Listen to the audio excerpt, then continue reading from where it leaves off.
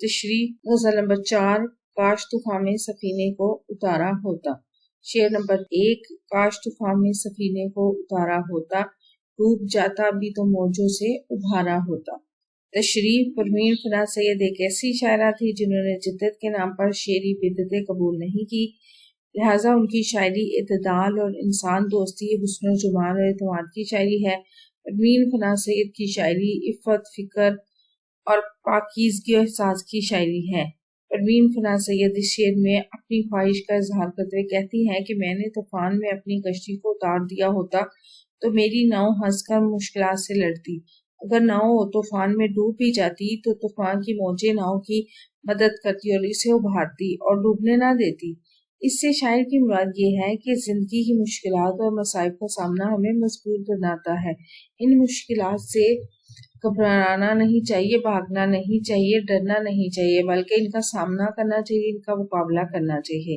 جس طرح سے موجیں سفینے کو ابھارتی ہیں، اسی طرح زندگی کی جو مشکلات ہوتی ہیں وہ ہمیں مضبوط بناتی ہیں اور ہمیں ان کا سامنا کرنا چاہیے بجائے اس کے کہ ہم اسے ڈرنے لگ جائیں، بھاگنے لگ جائیں۔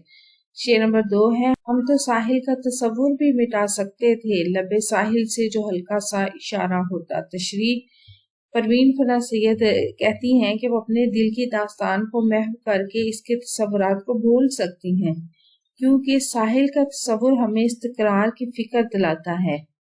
وہ اس تصور کو بھی مٹا سکتی ہیں اگر محبوب کی طرف سے مجھے ہلکا سا اشارہ ملے، یعنی وہ کہتی ہیں کہ میں تصور کو بھی، اس تصور کو بھی مٹا دیتی اگر مجھے میرا محبوب اشارہ کرتا۔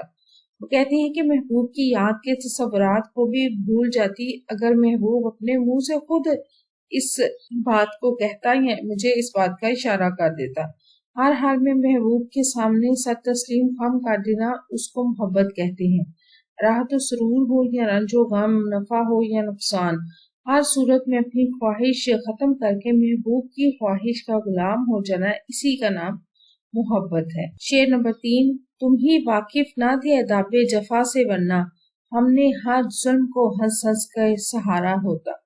تشریح اس شعر میں شاعرہ ایک دردناک حقیقت بیان کرتے ہوئے کہتی ہیں کہ افسوس ہے محبوب تمہیں ظلم و ستم کرنے کے اصول و ضوابط ہی معلوم نہیں تھے، ورنہ ہم نے تو تمہارا ہر ظلم ہنسی خوشی سہنا تھا۔ شاعرہ کہتی ہیں میں اپنے محبوب کا جبر و ظلم ہنس کر برداشت کرتی، مگر افسوس کہ اسے جفا کا طریقہ ہی معلوم نہیں۔ محبوب کی ہر ادا دلربا ہے، یہاں تک کہ اس کا ستم بھی کرم ہے، اس کی وفا پر لطف اور جفا پرکشش ہے۔ بقول شاعر لطف آنے لگا جفاؤں میں، وہ کہیں مہربان ہو جائے۔ شعر نمبر 4 غم تو خیر اپنا مقدر ہے، سو اس کا کیا ذکر، زہر بھی ہم کو بصد شوق گوارا ہوتا۔ تشریح کی طرف چلتے ہیں۔ اس شعر میں شاعرہ فرماتی ہیں کہ زندگی کے غم و الم تو میرے نصیب میں ہے، اس کا مجھے اچھی طرح سے ادراک ہے، یعنی پتہ ہے، اس لیے میں اپنے دکھوں کا رونا نہیں روتی، اپنی مصیبتوں کا ذکر نہیں کرتی، بلکہ اگر محبوب اپنے ہاتھوں سے زہر بھی مجھے پیش کرتا تو میں وہ بھی بہت شوق سے ہنسی خوشی نوش کر لیتی، پی جاتی یا کھا جاتی، جو بھی ہے۔ محبوب کے ہاتھ کا زہر بھی کسی شربت سے کم نہیں ہے۔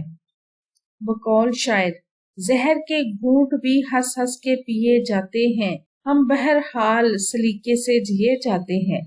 شعر نمبر 5 ہے باغباں تیری عنایت کا بھرم کیوں کھلتا، ایک بھی پھول جو گلشن میں ہمارا ہوتا۔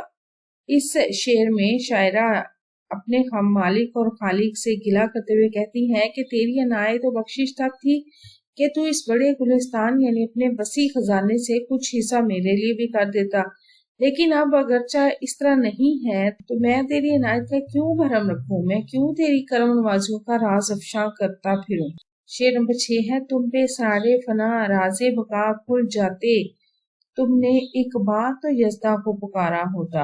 اس شعر میں پروین فنا سید بیان کرتی ہیں کہ اگر ایک بار بھی اللہ کو سچے دل سے پکارا ہوتا اور دل جو ہے وہ اللہ کی یاد میں تڑپتا، جس طرح سے انسان اپنے مجازی محبوب کے لیے تڑپتا ہے جو بقائے ابدی کا مالک ہے، تو مجھ پر معرفت و فنا کے مقامات کے تمام راز کھل جاتے۔